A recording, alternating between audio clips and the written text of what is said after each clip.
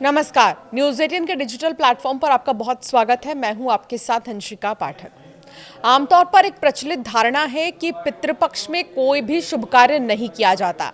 इसका मुख्य कारण पितरों की नाराजगी से जुड़ा होता है। ऐसे में क्या किसी इमरजेंसी सिचुएशन में कोई शुभ कार्य का आयोजन करना है तो उसके लिए किसी विशेष पूजा की जरूरत होती है? ये सवाल आपके मन में भी होगा।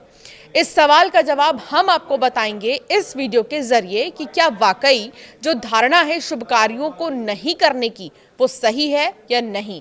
क्या कर सकते हैं, क्या नहीं कर सकते, आपको बताएंगे इस वीडियो में। ध्यान से सुनिए। पंडितों के अनुसार पितृपक्ष के दौरान शुभ कार्यों से बचने की परंपरा का धार्मिक आधार ये है कि ये समय अपने पितरों को श्रद्धांजलि देने और उनका आशीर्वाद प्राप्त करने का होता है। पौराणिक कथाओं में कहा गया है कि पितृपक्ष में पितृ धरती पर आते हैं और इस दौरान उन्हें तृप्त करना अत्यंत महत्वपूर्ण होता है। अगर किसी को पितृपक्ष में शुभ कार्य करना आवश्यक हो तो पहले अपने पितरों की विशेष पूजा और तर्पण करना चाहिए।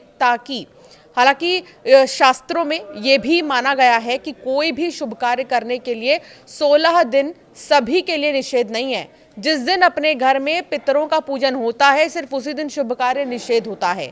बाकी अन्य दिनों में कोई भी शुभ कार्य किए जा सकते हैं।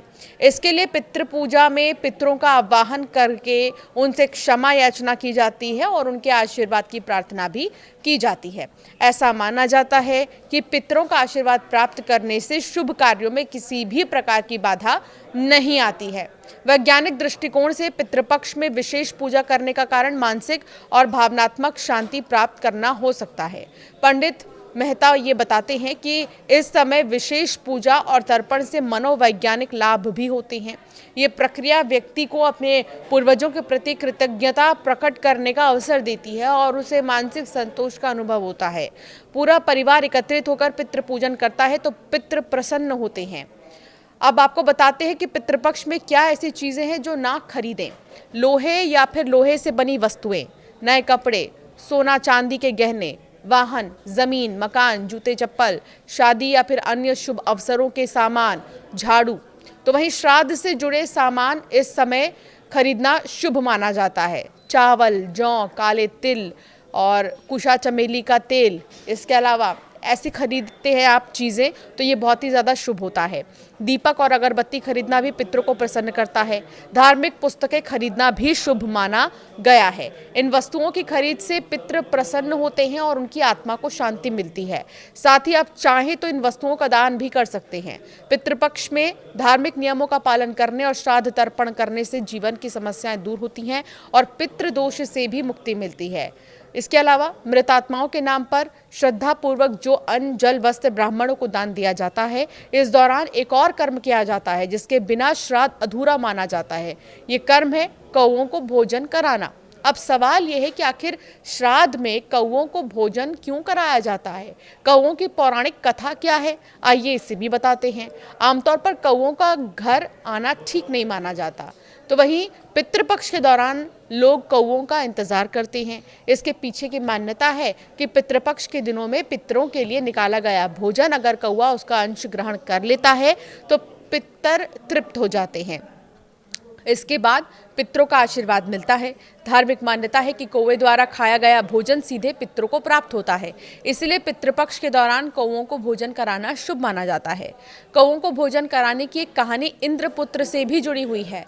पौराणिक कथा के अनुसार इंद्र के पुत्र जयंत ने ही सबसे पहले कौओं का रूप धारण किया था। ये कथा त्रेता युग की है, जब भगवान श्री राम ने अवतार लिया और जयंत ने कौवे का रूप धारण कर माता सीता के पैर में चोंच मारा था। तब भगवान श्री राम ने तिनके के बाण को चलाकर जयंत की आंख फोड़ दी थी। तब जब उसने अपने किए की माफ़ी मांगी तब राम जी ने उसे ये वरदान दिया कि तुम्हें अर्पित किया भोजन पितरों को मिलेगा। तभी से श्राद्ध में कौओं को भोजन कराने की परंपरा चली आ रही है और यही कारण है कि श्राद्ध पक्ष में कौओं को ही पहले भोजन कराया जाता है।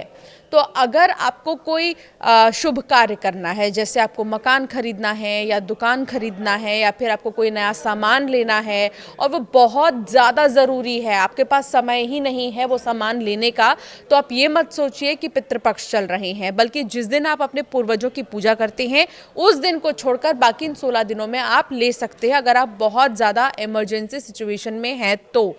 इसके अलावा ये भी कहा गया है कि पूरे 16 दिन ज़रूरी नहीं है कि आप कोई भी चीज़ें ना खरीदें या ना करें, आप ले सकते हैं, खरीद सकते हैं, कर सकते हैं, ऐसी कोई अनिवार्यता नहीं है। इसके अलावा आप जिस दिन अपने पितरों की पूजा करेंगे उस दिन अपने पितरों की पसंदीदा चीज़ को भी आप दान दे सकते हैं, इससे आपके पितृ बहुत ज़्यादा प्रसन्न भी होंगे। आपकी क्या राय है और आप कैसे मनाते हैं श्राद्ध अपने इलाके में, हमें ज़रूर कमेंट कर बताएं।